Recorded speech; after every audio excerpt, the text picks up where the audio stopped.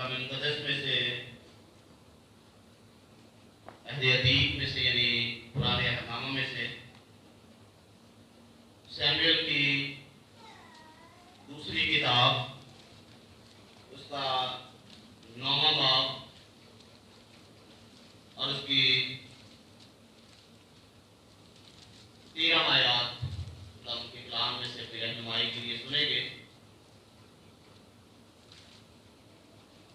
अहद अतीक यानी पुराने अहकामों में से सैमुएल की दूसरी किताब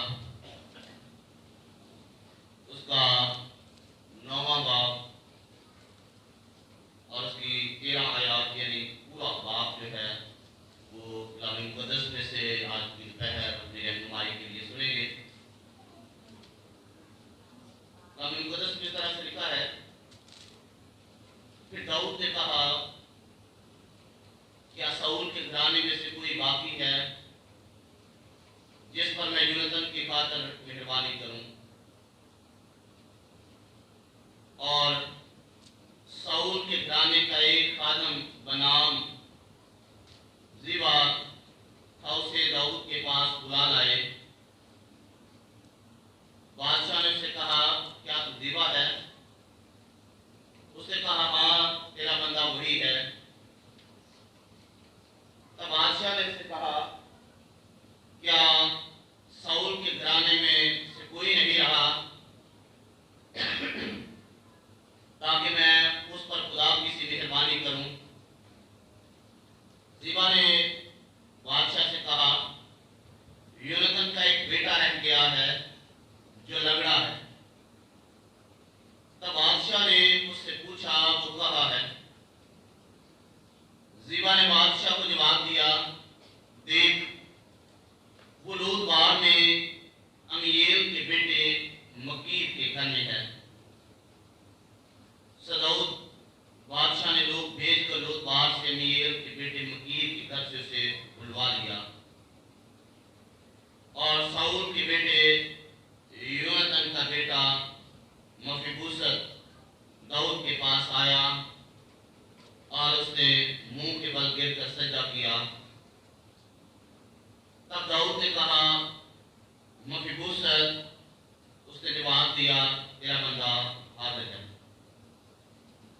दाऊद ने उससे कहा, मत डर, क्योंकि मैं तेरे बाप यूनतन की खातिर जरूर तुझ पर मेहरबानी करूंगा और तेरे बाप साउल की सारी जमीन तुझे फेर दूंगा और तू हमेशा मेरे दस्तरखान पर खाया कर। तब उसने सजदा किया और कहा, तेरा बंदा है क्या चीज जो तू मुझ जैसे मरे कुत्ते पर निगाह करे? तब बादशाह ने साउल के खादिम ज़िबा को बुलाया और उससे कहा, मैंने सब कुछ जो साउल और उसके सारे घराने का था तेरे आका के बेटे को बख्श दिया।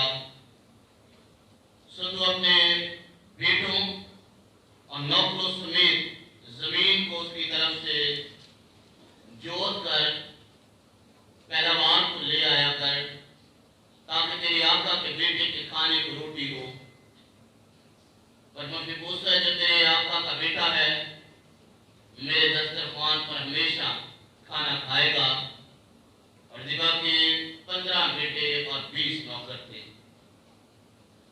अब ज़िबा ने बादशाह से कहा, जो कुछ मेरे मालिक बादशाह ने अपने खादिम को हुक्म दिया है, तेरा खादिम वैसा ही करेगा। पर मफीबोशत के हक में बादशाह ने फरमाया कि वो मेरे दस्तरखान पर इस तरह खाना खाएगा कि गोया वो बादशाह ज़ादों में से एक है। और मफीबोशत का एक छोटा बेटा था जिसका नाम मिका था, और जितने ज़िबा के घर में रहते थे वो सब मफीबोशत के खादिम थे। सो मफीबोशत यरूशलेम में रहने लगा, क्योंकि वो हमेशा बादशाह के दस्तरखान पर खाना खाता था और वो दोनों पाँव से लंगड़ा था। कलाम मुक़द्दस का पढ़ा और सुना जाना हम सबों के लिए आए से दुआ मांगे, हम अपने आप को खुदा के हुज़ूर में झुकाएं। खुदा मेरे सलामती हो।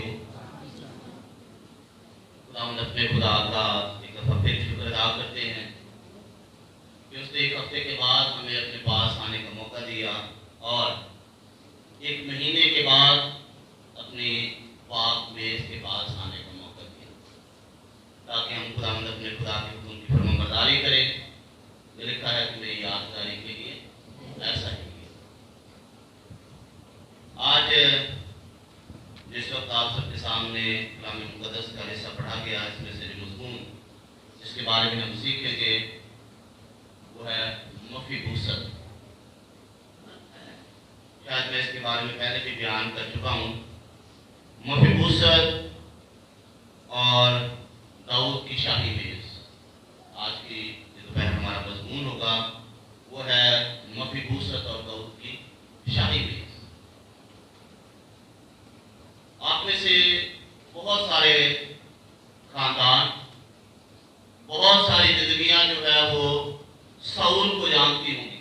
साउल कौन था? बनी इस्राइल का कितने नंबर का बादशाह था? पहला बादशाह जो बनी इस्राइल का था वो था साउल। और उसका एक बेटा था, उसके बेटे का नाम था योनातन। उसके बेटे का नाम योनातन था और योनातन का आगे जो एक बेटा था उसका नाम था मफीबूसत। योनातन के बेटे का नाम मफीबूसत। और साउल का जो बेटा योनातन था, यानी जो मफीबूसत का बाप, और दाऊद, इन दोनों में बड़ा गहरा रिश्ता पाया जाता, बड़ा ताल्लुक पाया जाता। वो एक दूसरे के बड़े गहरे दोस्त थे, वो एक दूसरे की फिक्र करते थे।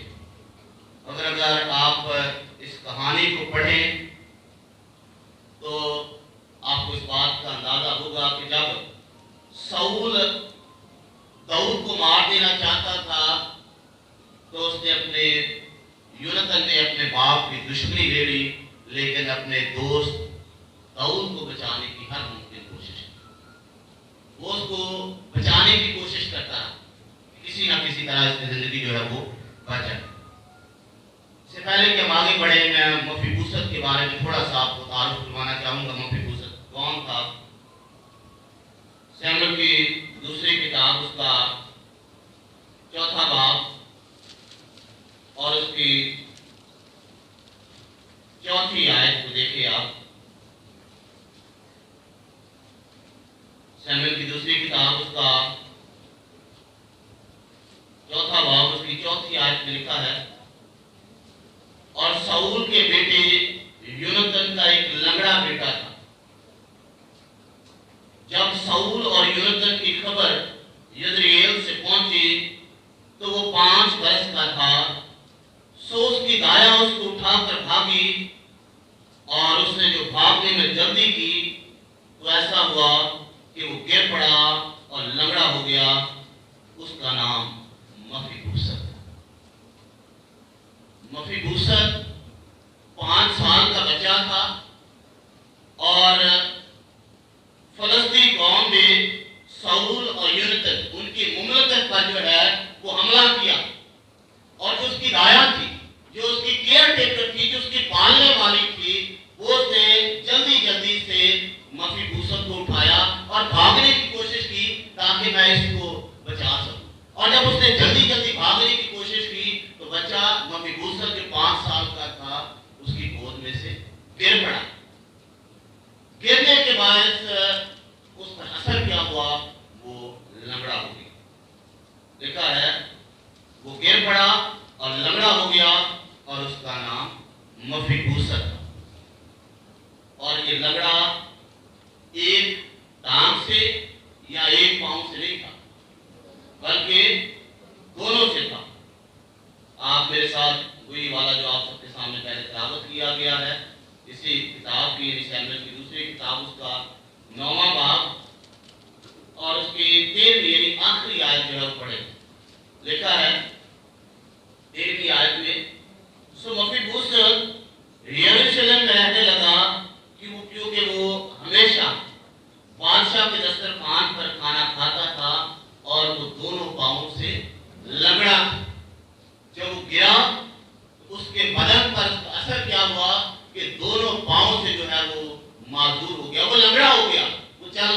सकता था। और जब दाऊद जो है वो अपने इख्तियार में आया, जब दाऊद का अहद आया तो उसको अपने दोस्त यानी यूनतन की मेहरबानियां याद।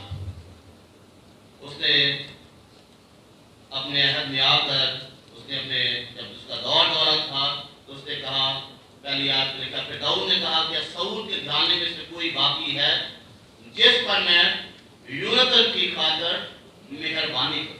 यूनतन की वजह से वो इस घराने पर जो असल में शाऊल की लड़ी से चला रहा है, जो शाऊल के घराने से चला रहा है, वो मेहरबानी करना चाहता था।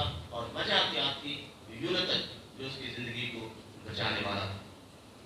और जब उसने उस घराने की तलाश करते करते उसको ज़ीबा नाम एक आदमी मिला। ज़ीबा ने उसको आगे तफसील पहुंचाई, बताया एक शख्स है तो सही, और वो कौन है? लिखा शाऊल के बेटे यूनतन का बेटा मफीबोशत दाऊद के पास आया। उसको दाऊद के पास लाया गया। अब वो जब दाऊद के पास लाया गया है तो मफीबोशत का रवैया यहाँ पर क्या है? लिखा उसने मुंह के बल गिरकर सजदा किया। तब दाऊद ने कहा, मफीबोशत, उसने जवाब दिया, तेरा बंदा हाजिर है। उसने आते उसके पांव में गिर पड़ा, सजदा किया। लिखा है दाऊद ने उससे कहा, मत डर, क्योंकि मैं तेरे बाप यूनतन की खातिर जरूर तुझ पर मेहरबानी करूंगा। अब जो मफीबोशत है वो आते ही सजदा किया और उसके पांव में गिर गया। वजह क्या थी उसके सजदा करने या गिरने या डरने की? वजह ये थी उसको पता था कि इसकी मेरे दादा से दुश्मनी है, इसकी मेरे खानदान से दुश्मनी जो है वो चली आ रही है। मैं दोनों पांव से लंगड़ा हूं, मैं भाग सकता नहीं। जो मुझे वहां से बुला सकता है वो मेरा सर कलम कर सकता है, मुझे मार भी सकता है। उसने पहला ही काम किया, आते गिर गया। और जब उससे कहा मफीबोशत, उसने कहा तेरा बंदा हाजिर है। लेकिन जब उसने दाऊद ने उसकी कैफियत देखी, उसे डरा हुआ और कांपता हुआ देखा, तो दाऊद ने उससे कहा, मत डर, क्योंकि मैं तेरे बाप यूनतन की खातिर तुझ पर मेहरबानी करूं। उसने तो उसे बुलाया था कि इस पर मेहरबानी की जाए, इस पर शफ़क़त में रवैया रखा जाए, क्योंकि वो उसके बाप की मेहरबानी हो और उसके वो वक्त को नहीं भूला। लेकिन जो मफीबोशत है वो डर रहा था। अब दाऊद ने जब उसको बुलाया और उससे कहा कि मैं तुझ पर मेहरबानी करूंगा, उससे क्या मेहरबानी जो है इस पर की, कैसा रवैया उसने बाद में इसके साथ इख्तियार किया। 7वीं आयत में लिखा हुआ है, और तेरे बाप शाऊल की सारी जमीन तुझे फेर दूंगा। उसने जितनी उसकी जायदाद थी, क्योंकि वो बादशाह था, सब कुछ उसके इख्तियार में था। उसने कहा कि जितनी शाऊल और यूनतन सबकी जो जायदाद थी मैं तुझे वापस कर दूंगा, तमाम जमीन जो है मैं तुझे वापस फेर दूंगा। और साथ दूसरी बात उसने क्या कही, और तू हमेशा मेरे साथ दस्तरखान पर खाना खाए। उसको दस्तरखान पर वो जो गरीब लंगड़ा जिसने शायद अपने आप को छुपाया हुआ था बादशाह के डर से, उसको उसकी सारी जमीन दे दी गई और उसको शाही मेज पर, जो बादशाह की मेज है, उस पर आने का मौका मिला।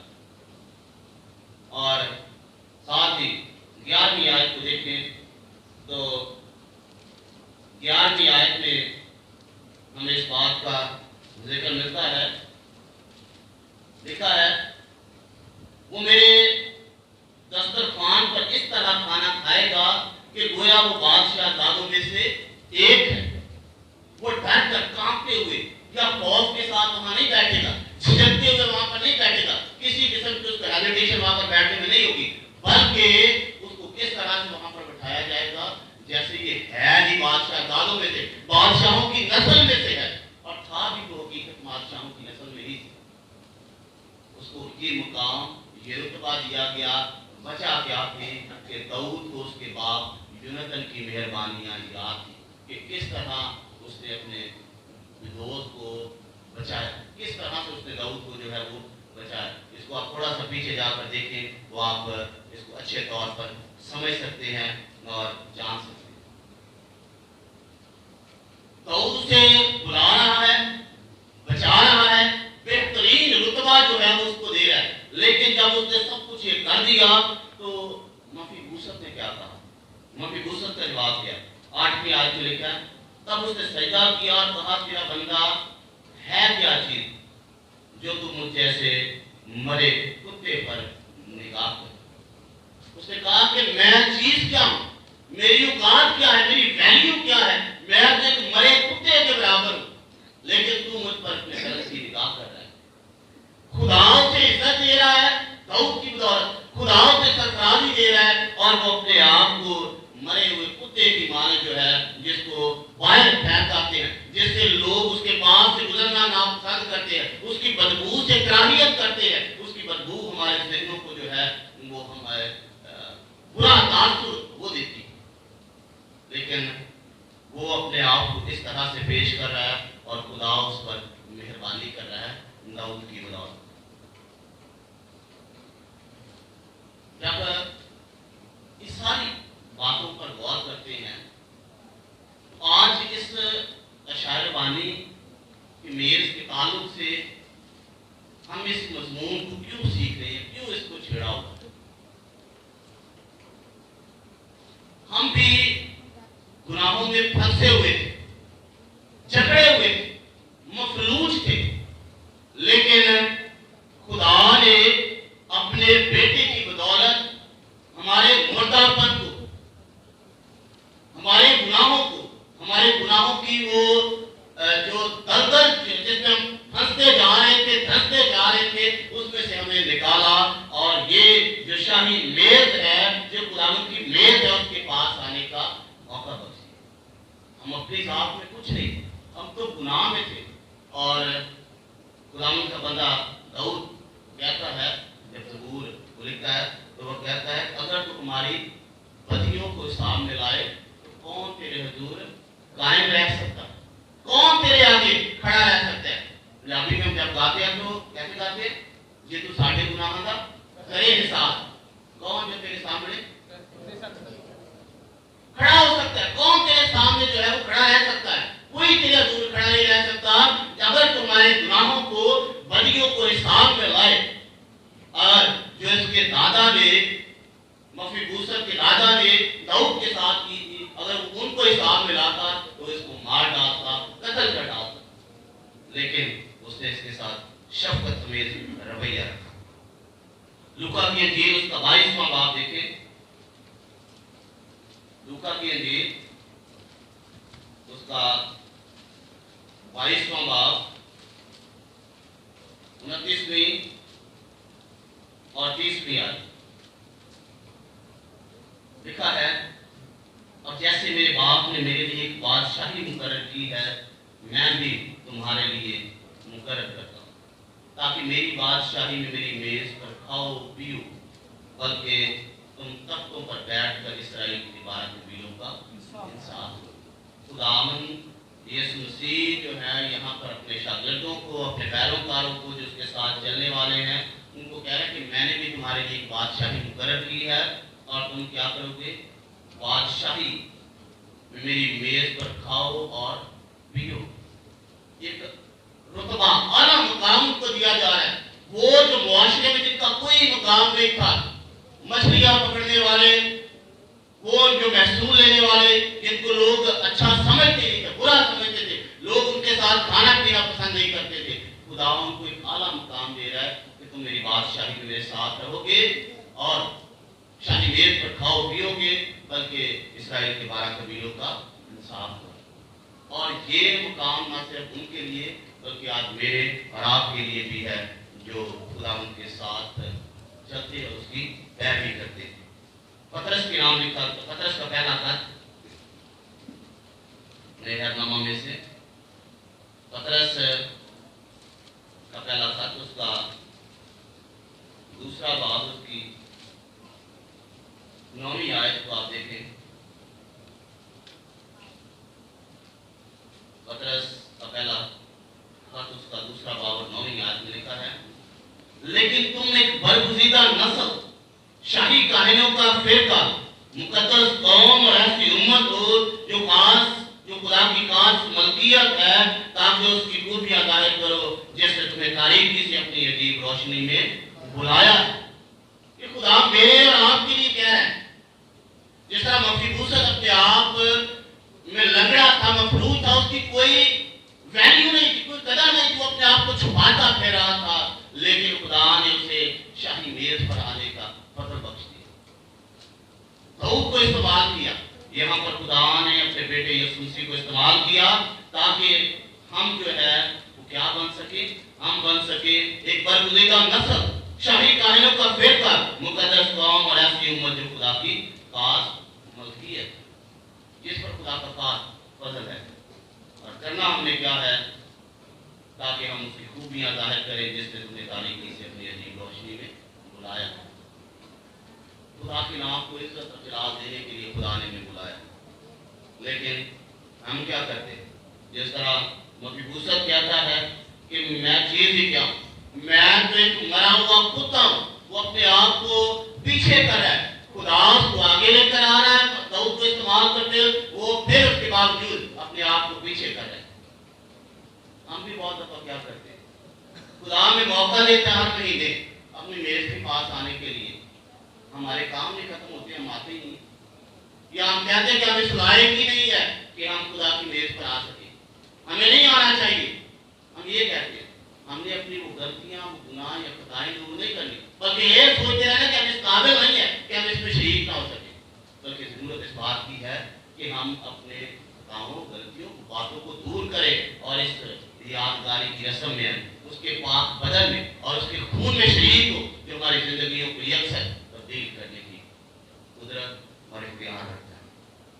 एक नौजवान लड़का था, उसको ना इंटेलिजेंट था थोड़ा, उसको खुदा ने हिकमत दी, दानाई और फहमत आ किया। वो क्लास में पढ़ता था तो टीचर उसको आगे बुलाते थे कि आगे आगे जो बेंचेस होते हैं जहाँ पे बड़े लाइफ फाइव स्टूडेंट बैठते हैं, वहां पर बैठे।